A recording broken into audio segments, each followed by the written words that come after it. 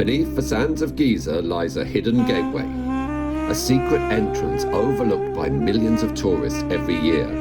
It's known as Tomb NC2, or locally, the Tomb of the Birds. But this is no ordinary burial site. Ancient texts speak of a hidden subterranean underworld, a vast system of tunnels stretching beneath the pyramids. But what if I told you that recently explorers found proof of a vast network of caves and tunnels hidden beneath the plateau, and that the tomb was sealed off once this discovery was made? Today, we're diving deep into one of the greatest hidden mysteries of the Giza Plateau, with exclusive footage from our recent visit. Welcome to Theoretical Prehistory.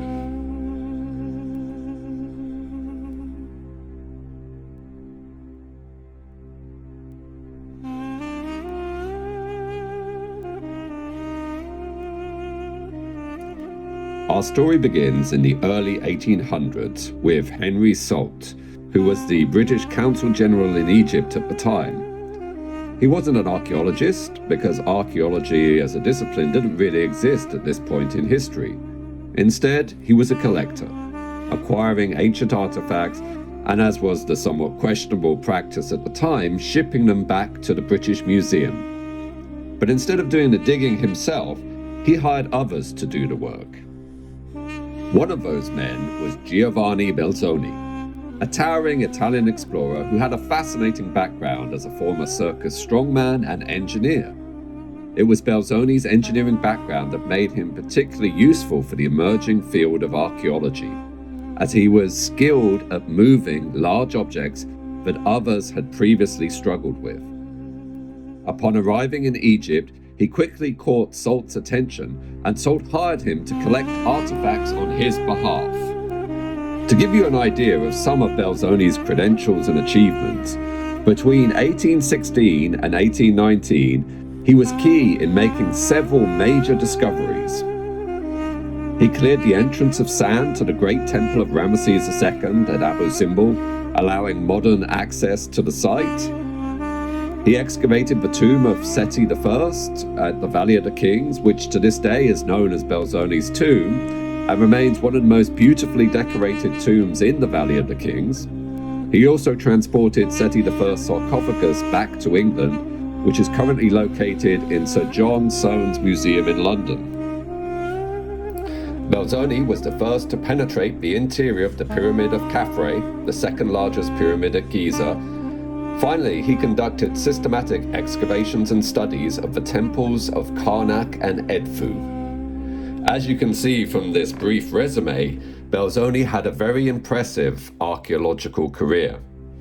Now, coming back to Salt's work with Belzoni. In Salt's journal from 1817, he mentions a place called the Tomb of the Birds. According to the journal, he and Belzoni entered the tomb through a hole in the rear, which led into a vast underground cave system. Salt recounts how the two ventured several hundred yards into the darkness, discovering vast chambers and tunnels stretching even further. This is the first historical mention of the Tomb of the Birds, and certainly seems to fit with modern descriptions of the tomb. However, the vast cave system remained largely untouched after the early explorations of Salt until 1837. That year, British explorer Colonel Howard Vyse and his colleague, engineer John Shea Perring, stumbled upon what they described as a mysterious tomb during their routine surveys of the Giza Plateau. What they discovered remains largely unknown. However, historical records mention that they removed the mummified remains of a very large bird from the site. Perring later documented the tomb's deeply carved facade on a map of the plateau, labeling it Tomb and Pits of Bird Mummies. Could this site have been a center for an ancient bird cult, where mummified birds were buried as part of a ritual practice? The evidence, I'm afraid, remains inconclusive, and so the mystery persisted. For nearly 2 centuries, the Tomb of the Birds slipped into obscurity, its secrets hidden beneath the sands of Giza.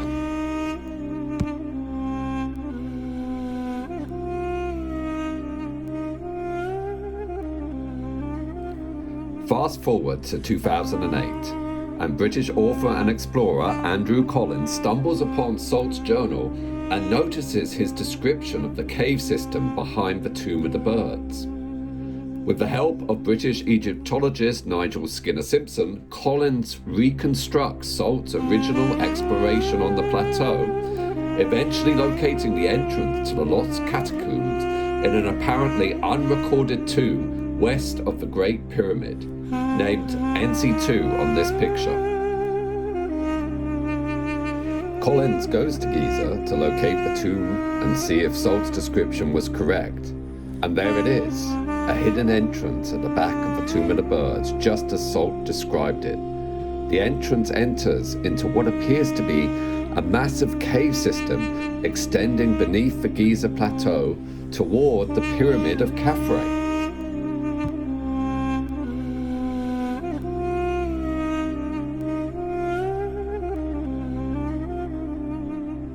Here's where things get strange, or not if you know anything about how the Egyptian Ministry of Antiquities operates. Collins contacts Dr. Zahi Hawass, the famous and, in my opinion, controversial former head of Egyptian Ministry of Antiquities, who shut him down immediately. First, Hawass flat out denied that any natural cave system existed on the Giza Plateau. Then, seemingly contradicting himself, he declared that it had already been explored and documented by many scholars, except for one problem. There's no record of that anywhere. And just when you think the story couldn't get any more intriguing, Hawass himself launched his own excavation at the site, working there for several months. The result? He uncovered a series of subterranean rooms and galleries thought to have been used in the past as a necropolis for the interment of bird mummies. Despite these discoveries and excavations, Dr. Hawass has publicly denied that any natural cave system extends from the tomb, stating that what exists in the Tomb of the Birds are catacombs carved by human hands. Of course, Collins disagrees with this position very strongly, stating that we have dozens of clear photos along with film footage that make it clear that extending from the Tomb of the Birds is an extensive series of cave passages that almost certainly reach beneath the main pyramid field. To date, no detailed public reports or announcements have been made by Hawass about the Tomb of the Birds excavations. So why are we being told that this underground network doesn't exist? Soon after Collins documented his findings, the tomb was sealed off with a heavy metal door and further access was prohibited.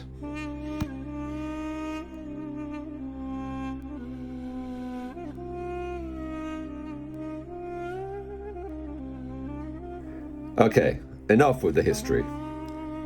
Theoretical prehistory traveled to Egypt to explore the Tomb of the Birds for ourselves. The first thing to mention, and perhaps the biggest mystery about the Tomb of the Birds, is why the Egyptian authorities decided to place a high-end French bistro on top of it. Anyway, back to our visit. Upon entering, we see tunnels branching in multiple directions. To the left, a chamber extends underground. To the right, a deep vertical shaft leads further into the darkness. On the walls of the chamber, you can see the niches that maybe once held the mummified remains of birds. At the end of the entrance passage, there is another large chamber.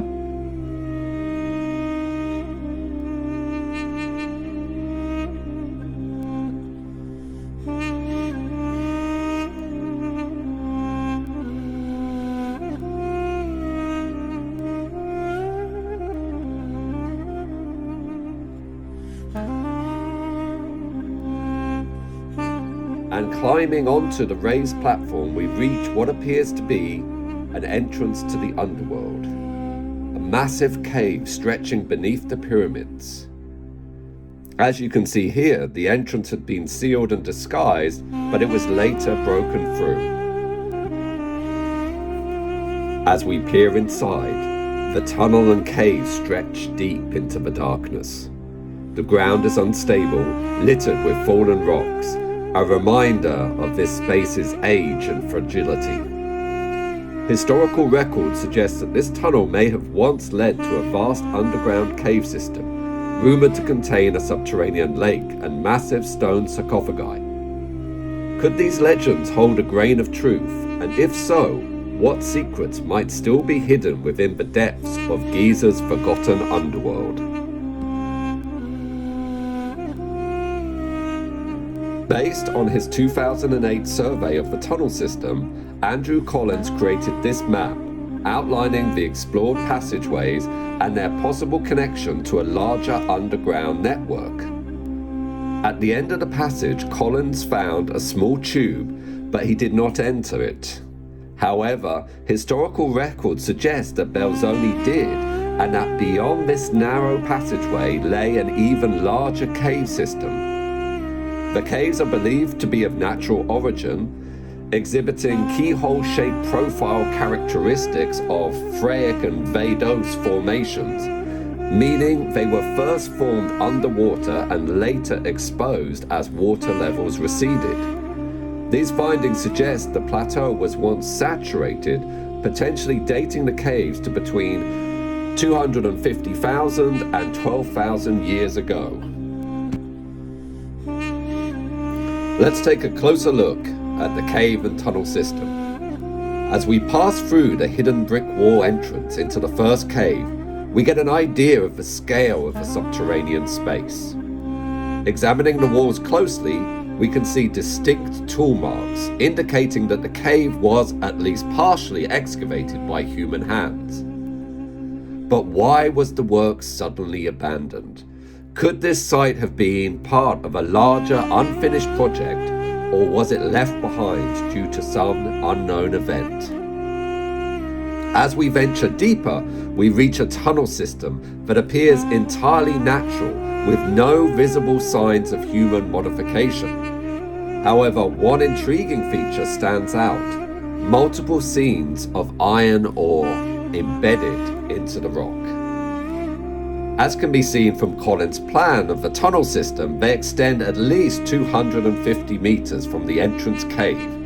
However, historical accounts suggest the tunnel system could be much more extensive. While exploring the Tomb of the Birds, we discovered numerous ancient animal bones. As we can see, these remains appear to belong to large animals, possibly oxen. The most plausible explanation is that hyenas once used this cave as a den when the cave system was open. Hyenas have a long history in Egypt, with depictions found in tomb artwork, statues, and carvings dating back to the pre-dynastic era.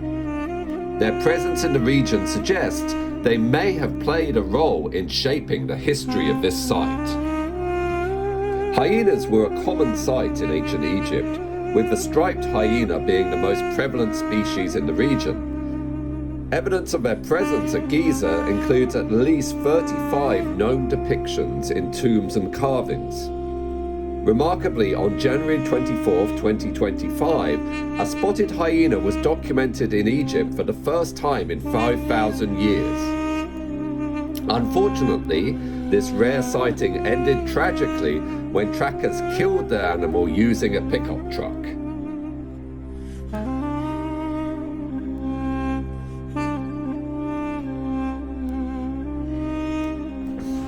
Enter TerraSAR X, a German satellite equipped with X-ray radar technology, operated by the German Aerospace Center, which uses synthetic aperture radar technology to capture high-resolution images of the Earth's surface regardless of weather or lighting conditions.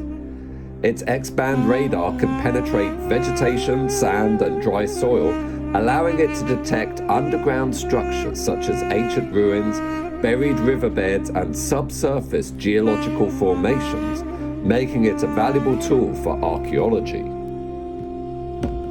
And this is where things get really interesting, as TerraSAR X's X-rays of the Giza Plateau show a potential tunnel extending from the Tomb of the Birds towards the Pyramid of Khafre.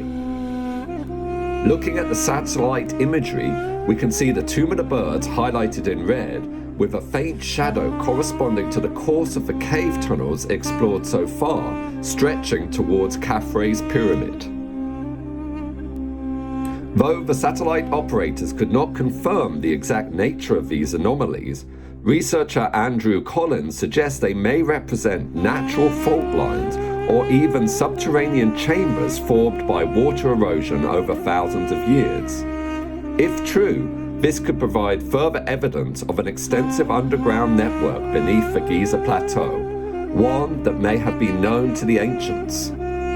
Further supporting this theory, investigations from the 1970s provide additional evidence from testing in Khafre's pyramid itself. The California-based SRI International Research Institute conducted acoustic soundings through the floor of the Belzoni chamber in the Pyramid of Khafre, and what they found was astonishing. At depths of 21 meters and 33 meters, their equipment returned echoes indicating the presence of two large anomalies beneath the chamber's floor. Could these anomalies be hidden chambers of Khafre's pyramid, or are they natural fissures and cave systems in the Giza Plateau, similar to what we see at the Tomb of the Birds? The Giza Plateau is full of such natural fissures and cave systems that remain to be fully explored and documented, so this seems like the most likely explanation. Based on the satellite X-ray scans of the plateau, it is possible that the tunnels extending from the Tomb of the Birds could link up with these anomalies underneath Khafre's pyramid.